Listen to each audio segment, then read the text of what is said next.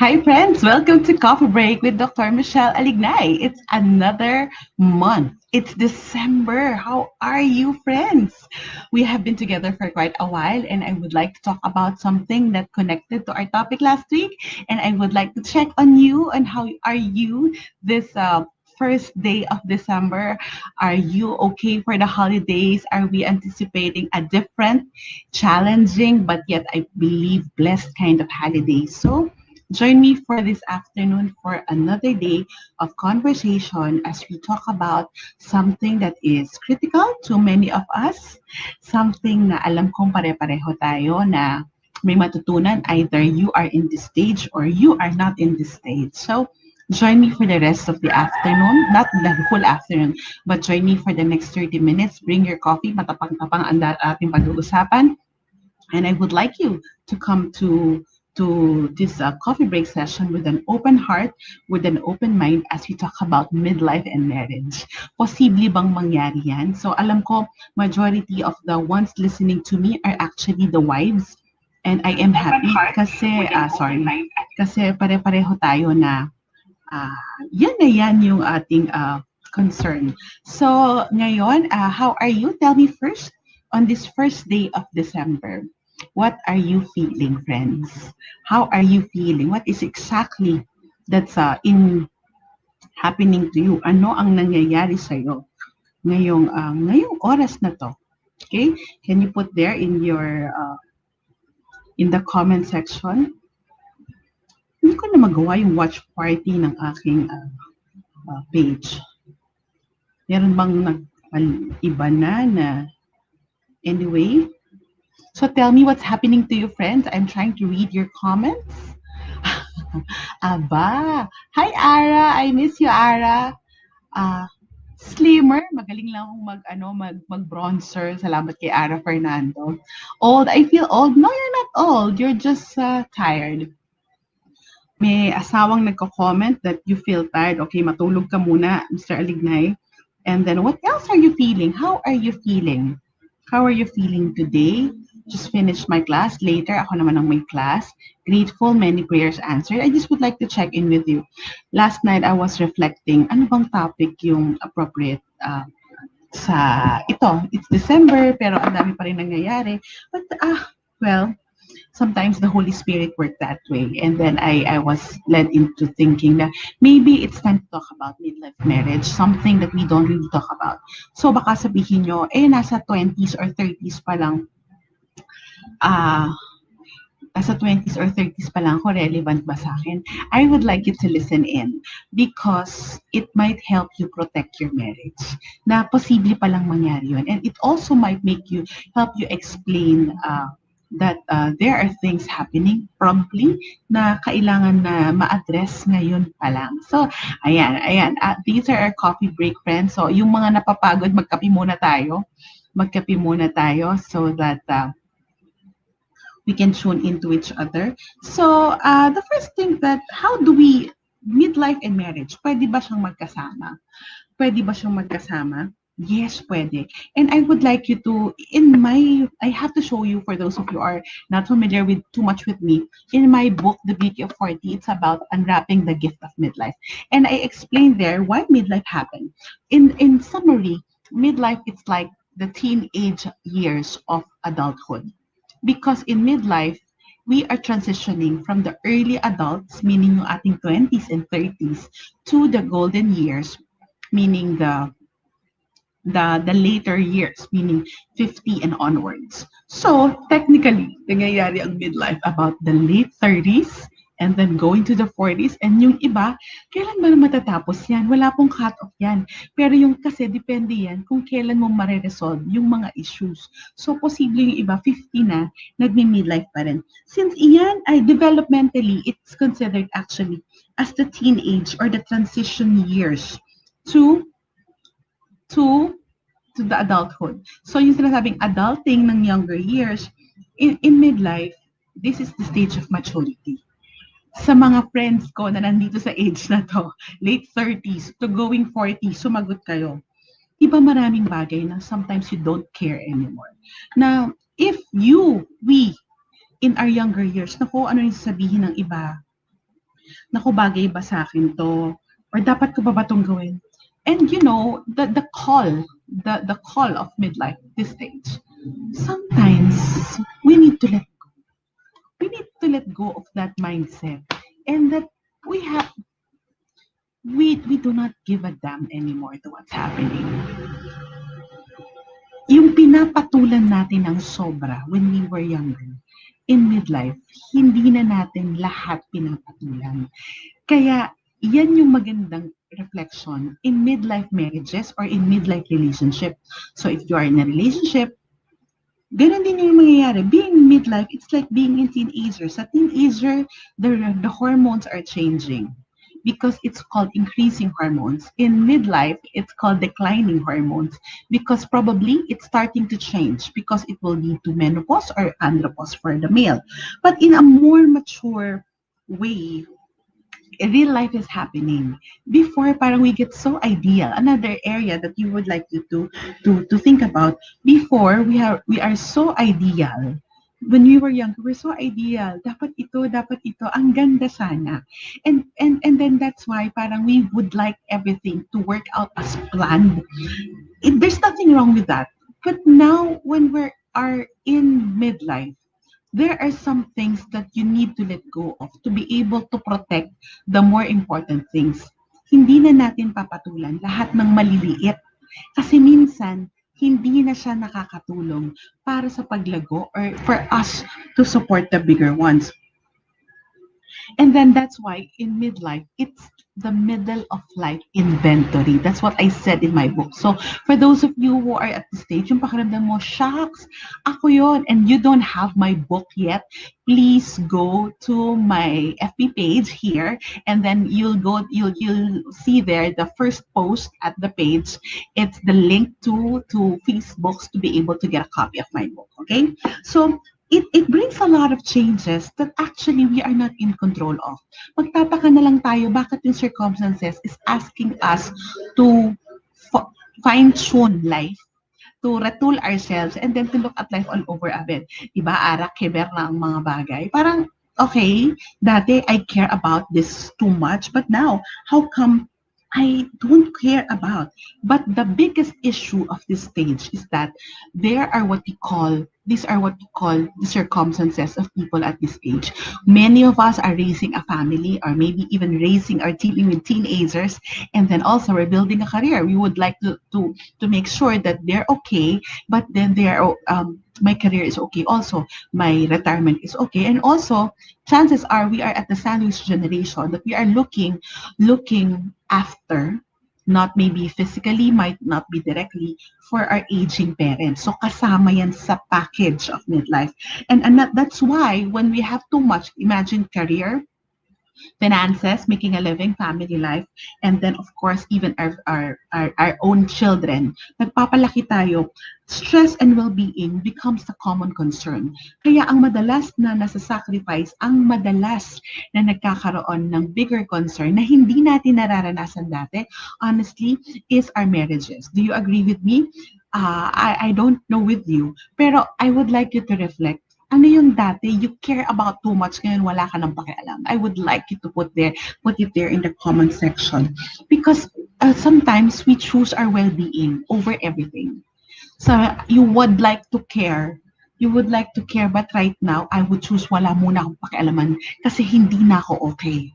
Isang sabi mo pa sa akin, talagang babaksak na ako. Ayan, meron tayong mga ganyan moments because and if you see, these are very intrinsic, malalim, malalim na nangyayari. Ara, I like what you said. We care about what other people think.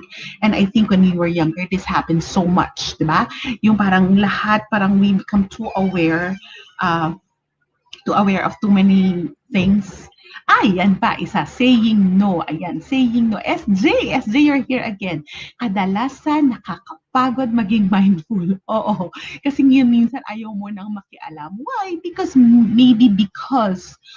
as we go through life, we are also raised in a whole network na dapat ito, pleasing everybody. That is why we are caught in the middle na at this time, ano ba talaga yung mas mahalaga? And I feel for you if you are midlifing in the pandemic. Pero what if you are a couple? Tapos pareho pala kayo nagmi-midlife shocks. Tapos yung anak nyo nagti-teenager, oh no, ang tawag dyan, meron ng raging hormones sa bahay, meron pang declining hormones. So, ang daming fireworks, tama ba? Tama. Bakit ko ba iniisip yung iba? Iniisip ba nila ako? Tama. Kasi ganyan na yung nangyayari sa atin ngayon, di ba? Parang isip tayo ng isip sa kanila. Hindi tayo mapakali. Tapos yung pala yung iniisip natin, wala namang palang paki sa atin. Okay. So here, as we move to the second, how would you know that you are at midlife? I would tackle the topic today so that we'll talk about midlife in the context of relationships and marriage. And then on Thursday, let me speak with you, let me talk to you about what's happening in a marriage and how you can protect midlife. Ayan, Paula. Hi, Paula. Yan yung nangyayari madalas sa atin, sabay-sabay. All together now, yan yung nangyayari. Actually, yan yung midlife. Yan yung tapos hinahanap mo pa kung sino ka. Alam nyo, just let's put this in a more simpler way. In midlife, we are actually reassessing ourselves. Kaya sometimes, yung sinasabi ni Ara na wala ka ng what you care about other people think, tapos nakakapagod, sabi ni SJ, saying no, and then si Paula sabay-sabay na too many things happening all at the same time. Yes, because though in midlife, diba, this is the stage that we are adults. Age natin. Age mo is late 30, 38, 39, 40, 41, 42, 43, onwards. Diyan yung career natin, I believe, somehow, booming yung career or yung iba naman nagka-career shift. So you have another about 20 years before retirement. So dyan nagka-career shift. And then also, if you are a mother, you're raising kids. And if you are a mother, you might have a mother pa. So you're taking care of your family. So you are in the sandwich generation. And then you have a spouse. And what if your spouse is already encountering midlife? Diba, dinidilwid mo na yung anak mo, dinidilwid mo pa yung bahay mo, lalo na yung iba nagpapagawa pa lang ng bahay ngayon. Yung iba naman nag-aayos ng bahay at nag-aayos ng buhay. You are also dealing with yourself. Remember that midlife, it's not menopause ha. Menopause is the physiological.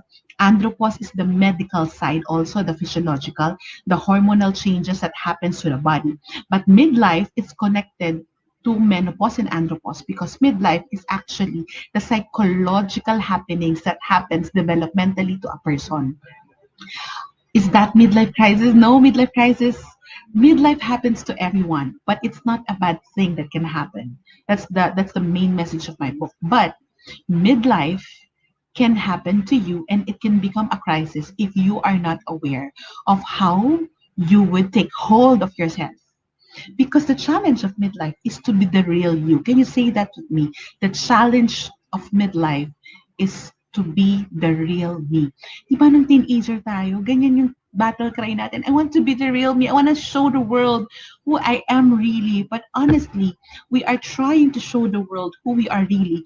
But we are conforming to the trends. We are conforming to the world. We are conforming to what everybody would say. Especially kung ano yung magandang damit, ano yung magandang post, ano yung buti na lang walang mga Instagram at social media nung teenager tayo. Kasi yan yung mga way to check your identity issues. Kaya ito ha, may tinatawag sa midlife. One of the signs of midlife is one of the crises that happens in midlife is the crisis of unfinished business.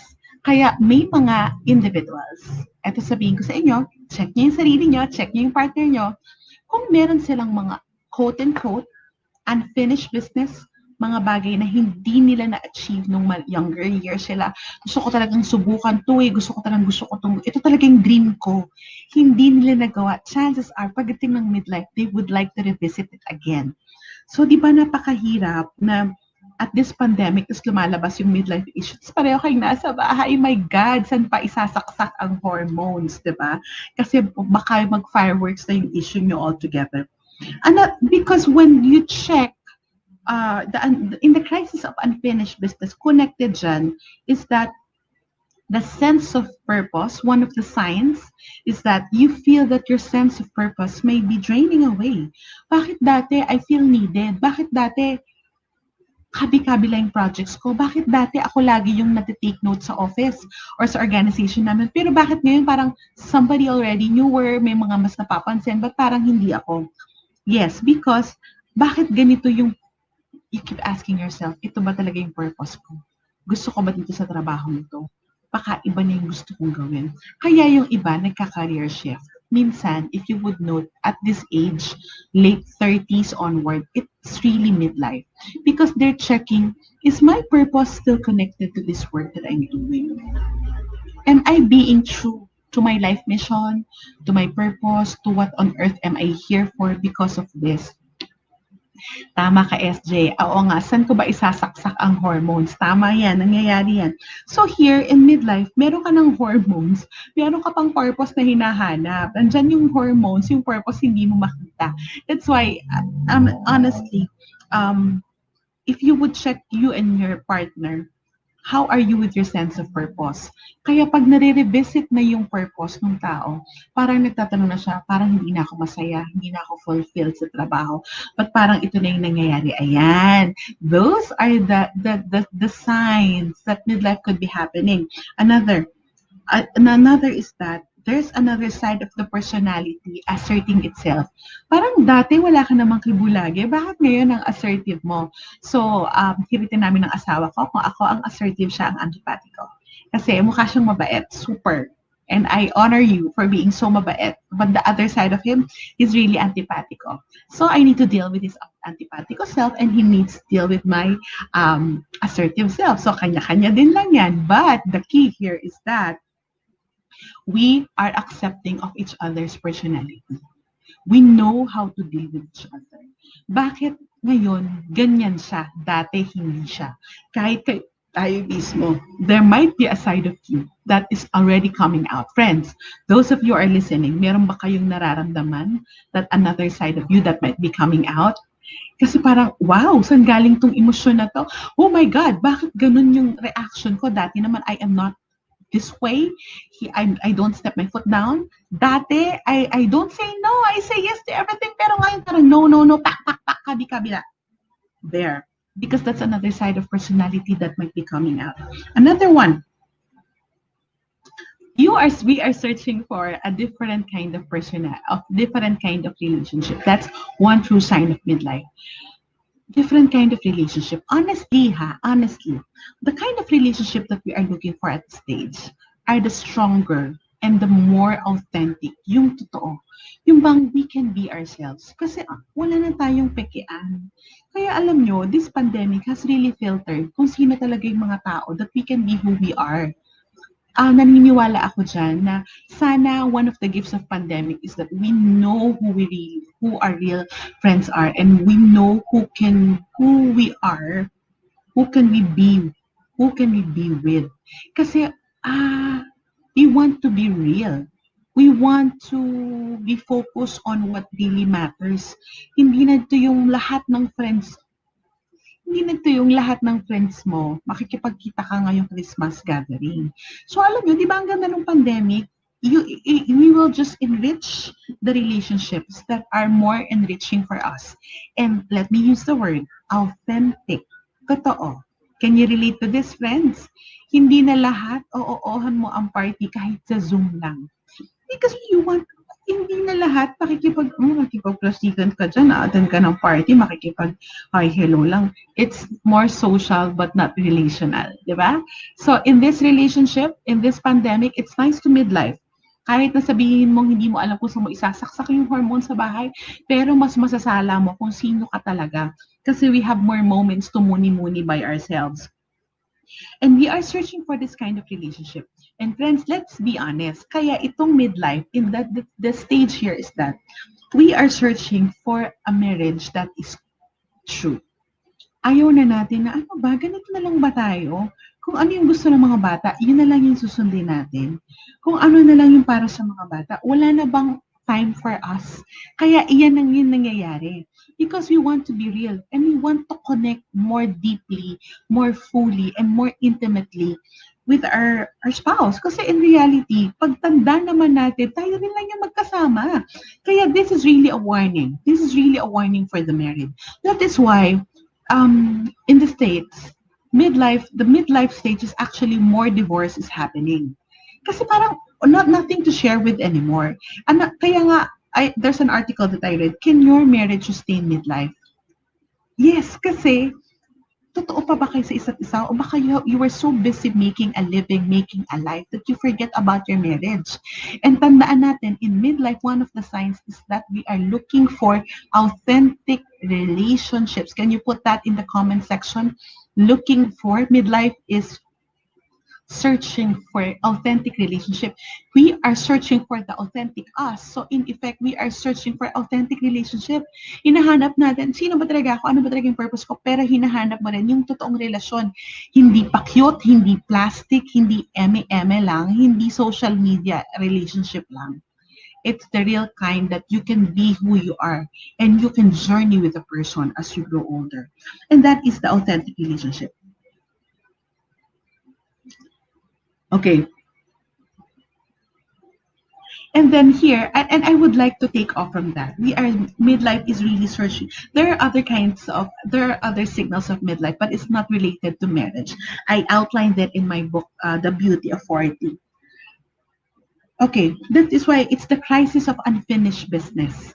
Because the resolved conflicts of the younger years is happening. And midlife is searching for authentic relationship because it's there's another crisis that's happening, crisis of affectivity. When we fail to accept the changes happening to us, including the physical and hormonal, it is triggered by unfinished business. So why is it the crisis of affectivity? It's really a psycho-emotional process, diba? And if you don't realize it, when you don't take note of the signs of midlife, that can drag you. Because it will hunt you, it can drag you, it can hunt you. Sabi nga ni BF, vanity lang ang posting sa social media. Hindi eme-eme lang. Tama, I like that, Kat. Um, okay, kaya ito yung secret, friends. Kaya remember the search for authentic relationship and remember that it's a psycho-emotional process. If your marriage is not at its best, towards the age of late 30s, going 40s, kung nagmi-midlife kayong mag-asawa, it is likely that if you are not connected, nothing to hold you together, and you're going to look for more authentic connections and authentic relationship outside. Gusto nating blunt or gusto nyong formal? What do you want me to talk about? You want it blunt or you want it formal? The more formal this stage in a marriage, we are looking for authentic self and we are looking for authentic relationships, people who can understand the psycho-emotional process we are going through. And we would like to be accepted for who we are. That is why if the marriage is not intact, there's no bond to hold it together, the marriage suffers, the marital bond suffers. That is the more formal. Now, would you like me to have the more blunt way of saying it? The more blunt way of saying it is, kaya kung hindi nyo aalagaan yung marriage at kung hindi nyo aalagaan sa isa, and you are not alert to the signs of midlife crisis, and you are not alert to the signs that, oh, this is midlife, it might be possible, kaya yung iba, they move apart, they move away, or they move to another direction. Or the worst, they move to another relationship.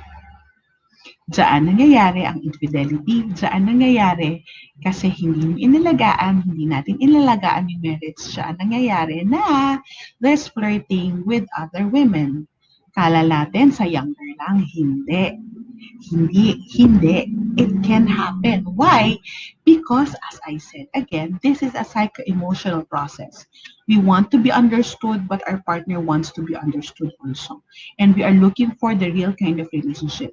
So, to begin with, what if ang dami yung away, ang dami yung disagreements, ang dami yung hindi na patch up na issue at hinahanap nyo yung individual self nyo, what will happen to the relationship?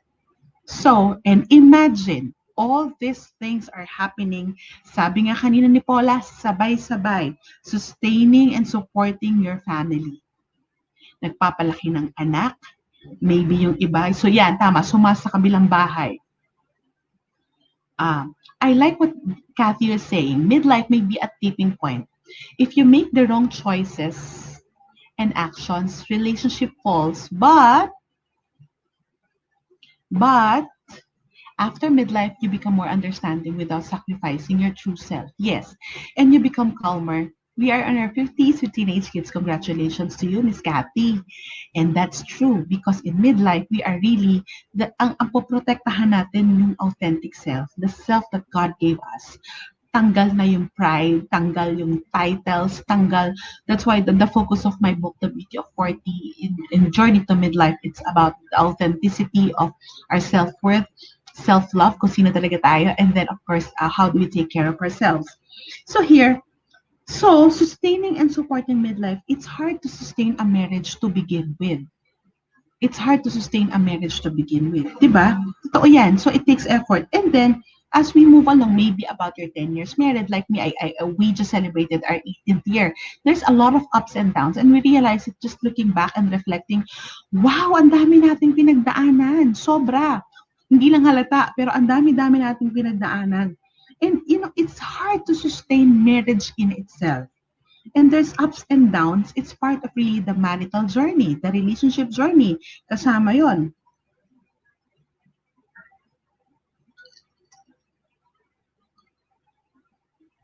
And then, as I said, sabay-sabay, making a living, making a life, sustaining the children. Kaya madalas, because of all this busyness sa mag-asawa, they're so focused on the career. They're so focused on the finances. They're so focused on sending the kids to school. They forgot that they are a married couple. They forgot that they are a couple before they are parents. That the key here is that because of all this thing happening, one of the truths that I would like you to reflect on, marriage is taken for granted. Marriage may be taken for granted, especially at midlife. And we assume ha, yung sinasabi natin nung younger tayo, love conquers all, love will not change, and yung mga sinabi ko last week. But then, that is why we need to keep it in our heads that marriage should be a top priority. Top priority natin yung sarili natin, given na yun. For me, given na yung sarili at yung relationship kay God, yun na yung hindi na siya kasama sa top one. Kasi it's the given. It's the foundation for everything. And then, the top priority that we put in our relationships is really the marriage. So, may mga pagkakataon naman that in the marriage, in a midlife marriage, we are left to choose. Papatulan ko ba tong isyong to na gusto ko ito in order lahat? Pero hindi kaya with the realities. I'm sharing you this because it happens to me that I need to let go of some what people would say that yeah I need to let go honestly of the order in the house. Order in the house, yung talagang speak and span. Because my kids are growing. Even though that, oh, kailangan mo maayos, ganyan, ganyan, ganyan, and everything. I need to let go of that simply because I would choose to protect my marriage. Kasi yung connection nun is that meron kami mga issue na nabubuhay because of that goal. So ano dapat yung goal? Eh di yung unang marriage, bago yung mga peace and order sa lahat ng bagay, yun muna, protektahan muna by all costs. So that is something that we need to protect. Kaya there are times that when we were younger, we're so ideal with everything, but there are certain realities when we're older that, hey, what are you choosing? What are you choosing? And I pray and I hope that you protect the marriage and that remains the higher priority. Another thing is that the need to be to need for more sustainable and stronger support. Tayo mismo yung dapat na mag-strengthen and mag-support sa marriage. The bond of marriage, kahit na sabihin natin, and if you look at it, what keeps a marriage? Yung iba, they just keep the marriage for the kids. Yung iba, they just keep the marriage because we're binded by religion because we are married, and there's no divorce, and then that's okay. But there are external factors. But sometimes it's so sad to hear stories about couples going home to each other na para na lang silang magkasama sa bahay pero hindi magkatuwang din sila sa buhay pero hindi na sila loving couple.